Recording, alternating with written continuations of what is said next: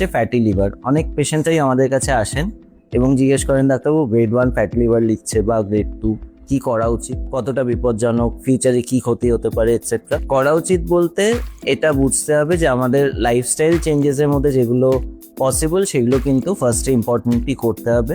মানে ওজন বেশি থাকলে, ওবেসিটি থাকলে সেটাকে ডিল করতে হবে ডায়েট দিয়ে, এক্সারসাইজ দিয়ে যেভাবে সম্ভব। অ্যাসোসিয়েটেড কন্ডিশনস যদি থাকে, মানে ডায়াবেটিস, থাইরয়েডের ইস্যু, সেগুলোকে একবার চেক করে নেওয়া উচিত।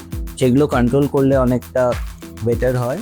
এবং একটা রেগুলার ফলো আপের কথা ভাবা, যে কারণ ফ্যাটি লিভার বলতে বেসিক্যালি নন অ্যালকোহলিক স্টিয়াটোহেপাটাইটিস ধরনের একটা কন্ডিশন, ন্যাশ বলি আমরা, যে হয়তো আপনি অ্যালকোহল নিচ্ছেন না কিন্তু তাও লিভারে কেন ফ্যাট জমছে। তার মানে এই জিনিসটার ইনসিডেন্স কিন্তু এখন বাড়ছে এবং আমরা এর থেকে প্রগ্রেস করে ক্রনিক লিভার ডিজিজ, মানে লিভার ফেলিয়ার বা chronic liver disease related issues কিন্তু দেখতে পাচ্ছি এবং সেটা যথেষ্ট বিপজ্জনক। সিরোসিস বা এই ধরনের কন্ডিশন, সেটা অবশ্যই টেক কেয়ার করা উচিত।